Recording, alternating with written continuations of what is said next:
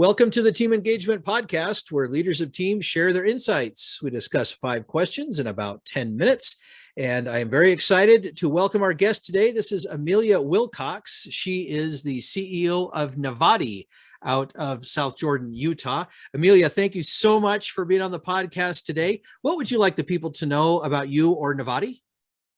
Yeah, so I am, I guess, a 3-time founder, and I'll talk more about that a little bit later. But and I have 3 daughters, and always been a remote team.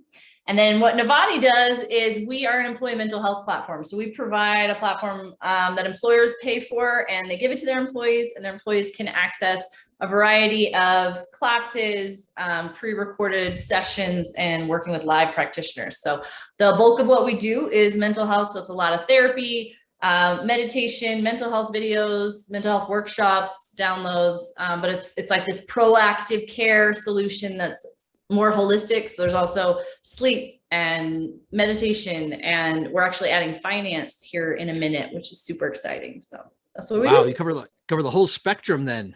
Yeah, it's the whole idea that like people are whole and their wellness solution needs to be whole as well. I love that. That's great. Very needed right now. So well done. Well, let's jump into our questions. The first question, share a time where you struggled with a coworker and how you resolved it. Yeah, so a time I struggled with a coworker, and I think it's hard to talk about struggle with coworkers because I feel like for the most part, everybody gets along pretty well. We have a culture where it's very collaborative, and there's a lot of open communication, sharing of ideas, disagreement. It's very respectful. So we don't really have, issues where people don't get along, but there have been issues in the past where maybe someone's not hitting their number, or they're struggling to perform to the level we need them to perform. And that's happened multiple times, especially being bootstrapped for like the first 8 years. We had a lot of first-time leaders, and, we were trying to like invest in them and grow them. And so there can be a lot of failure up front while they're trying to learn how to do it. And so my kind of go-to strategy for that is we try to pair all of our team members up with their own mentor. So if you're the head of client success, then you have somebody who's already built a client success org at a SaaS company before, helping you kind of navigate through some of those. I actually have a quote on my whiteboard over here that just says, what industry expert can you bring in to help solve for that? So I try to have that kind of mindset in general. So if we're trying to solve a specific problem, bringing in somebody who knows how to do that already. But then also making sure our team is paired up with a mentor. They all have personal development plans. They all have, we use the M-Spot for managing our performance metrics quarterly and creating alignment between the departments and each employee. So yeah, those are just some of the tools that we use. But if someone's not performing, then I usually will dive in with them and either find them a new mentor, a mentor that's specific to that, or get in with their mentor and figure out how to coach them out of whatever it is that they're struggling with. Wow, that's fantastic. You really handle that very, very well as far as any kind of a struggle with an employee. That's fantastic. Question number 2, I'm sure you've heard the phrase that people don't leave jobs, they leave managers. What's one suggestion that you would offer to help people kind of stick around a little bit longer and retain your employees better?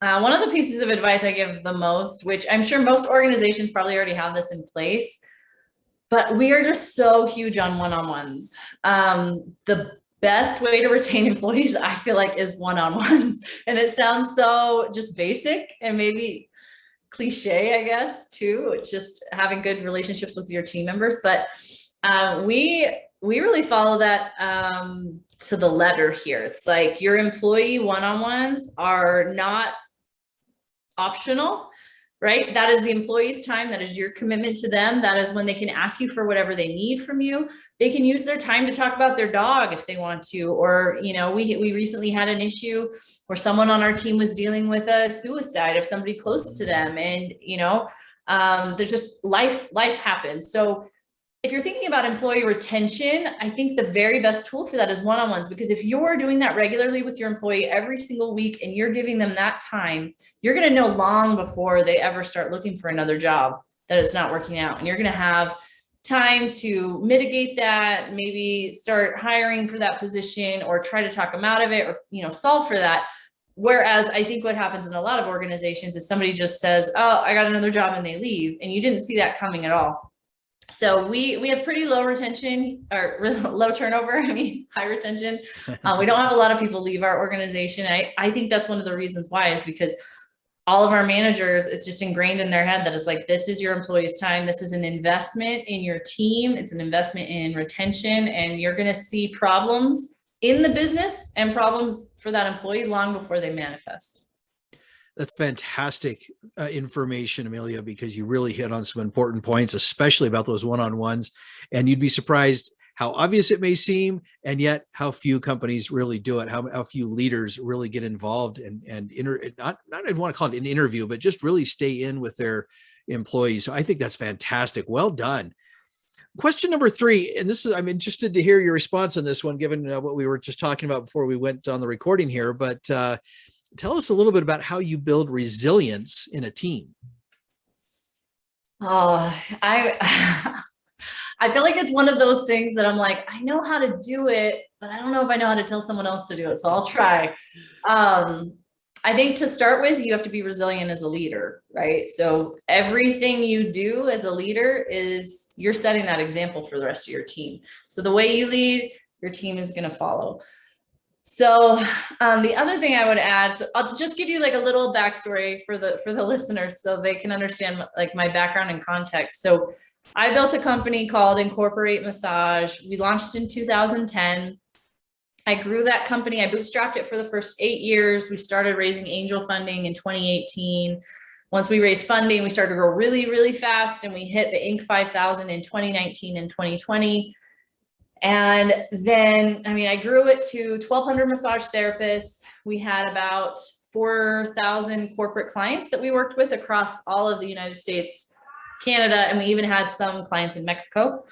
And then COVID hit Friday the 13th, March 13th. I had to furlough my entire team and sit down and figure out how we were going to survive when our business was completely obliterated, right? We had a 98% revenue reduction the month that COVID hit, and and then went to 100. So I had to think my way out of that. And this goes back to what I was just saying, is like my whole team's furloughed, except for one of my team members who basically worked for stock, and was so grateful to her for doing that, because our customer service needs went up as everyone was canceling everything, but we had no revenue coming in. So I'm like, I can't afford to pay you. But anyway, and so then I sat down with my board. We looked for opportunities where we could pivot the company and serve our clients in a new way.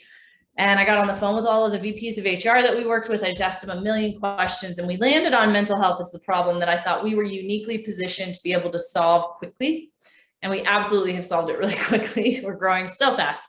But I brought my team back from furlough. Even we have team members that even have been furloughed for 2 years because their specific position, we haven't had a place for them yet. We haven't needed that many people yet. And we just brought one of them back last week. And I mean, they have watched this whole journey. So what I'm trying to say, what I'm getting at is they saw my example of resilience and how I didn't give up. And I said, you know, we're not done yet. Our board was ready to file for bankruptcy. And I was like, no, I'm going to keep trying. Like, I think there's something here. I think we can do this. And then I was able to bring my team back. And now that team has seen me transform. They've seen the business transform. They have transformed themselves. They've learned new roles and skilled up in all these new areas. Like now one of our sales reps, she used to be in staffing on our operations team, and we've like given her the skills and training to move into this new role. And like everybody's being reskilled into new things. So I think that says a lot, and it teaches our team a lot about resilience and how to just roll with the punches and, you know, take what's dealt to you and make the most of it. And I think everybody's kind of adopted that attitude. Oh, I love that. And thank you for sharing the backstory a little bit, because that was startling to me when I heard that. It makes sense given the industry that you were in. But wow, what a great example of resilience and not giving up and going to decide that you're going to swim and not sink. So I think that's fantastic. So congratulations on your success and your resilience. Thank you. Let's go to the next question. Question number 4. Share an example or maybe someone in your life that has made a difference or some kind of an impact that has helped you. Oh my gosh, the list of those people is so long, but I'll shout out to one of my board members, Sydney Tetro, pivoting the company. Well, even before the pivot, so in raised money in 2018, we started to morph into a technology-enabled services company. And so we started to just move from services where we were like manually staffing massage therapists at these corporate locations and keeping it in a spreadsheet, right? We'd evolved over those first 8 years and had built our own technology.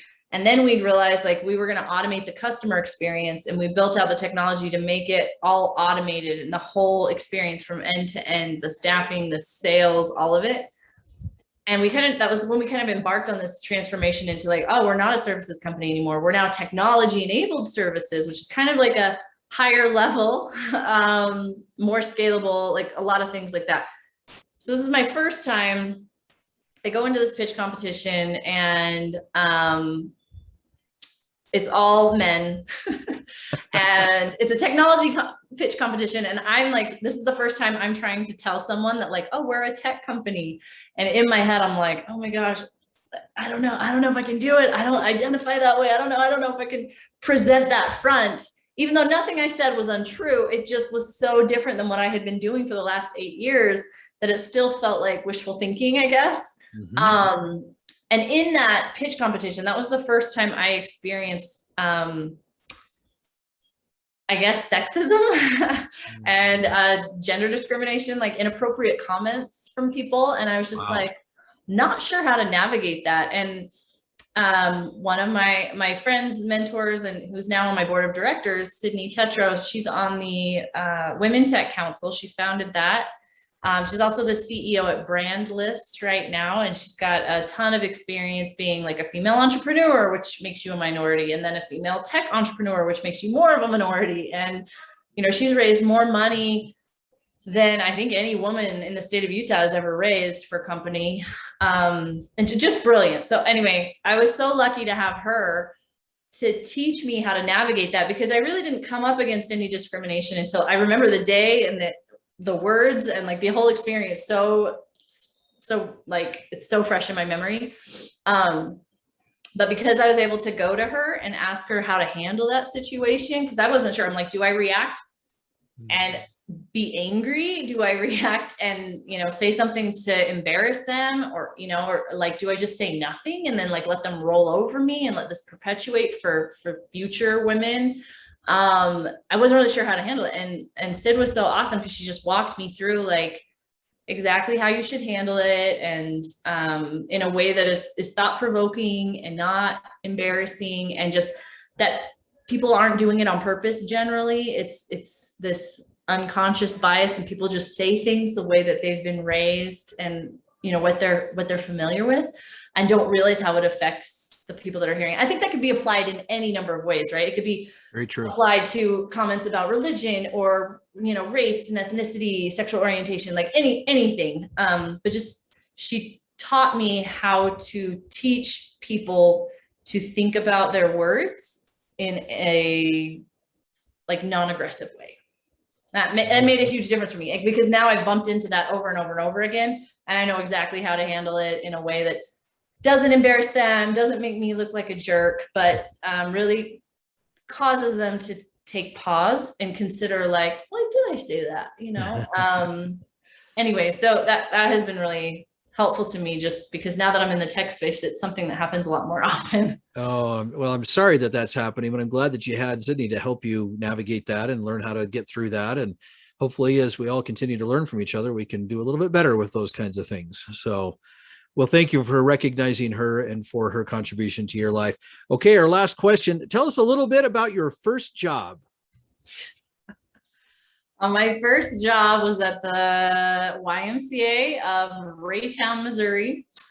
I worked in the nursery. I just wanted to work at the front desk, but that's how I had to get in because they wouldn't let you work at the front desk straight out the gate. So started in the nursery, taking care of little kids. Not my favorite job. I've never really liked babysitting, but my best friend worked there and I was like, okay, and I need a job. And if this will get me in, I'll be able to work at the front desk. And so I worked in the nursery, I think for like a year. And then they had an opening at the front desk and I was able to go there. And I loved working at the front desk because it was like, the phones are ringing, people are walking in and you're like, scanning their cards and then you're signing kids up for swim lessons. And I loved that it was just like so stimulating and there's so many things going on. It was never the same 2 days in a row, never got boring. And like the challenge of it was really fun. And I did that until I went to college. So I did that for like a year and a half or so. And it was great. But yeah, and then I basically never had a job again because I've always just worked for myself.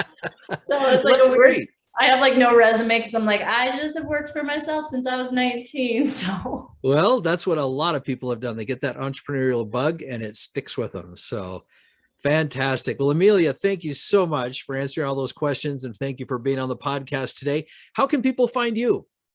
Yeah, so I'm super active on LinkedIn. If people want to connect to me, it's Amelia Wilcox. And yeah, just you can DM me on LinkedIn and I try really hard to make sure I respond to everybody. And it's probably the easiest way to get a hold of me. Fantastic. This is Sean Richards with the Team Engagement Podcast, where leaders of teams share their insights. For more ideas, go to teamengagementpodcast.com.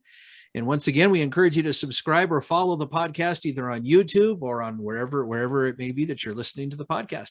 Thanks so much for joining us today. Have a great day.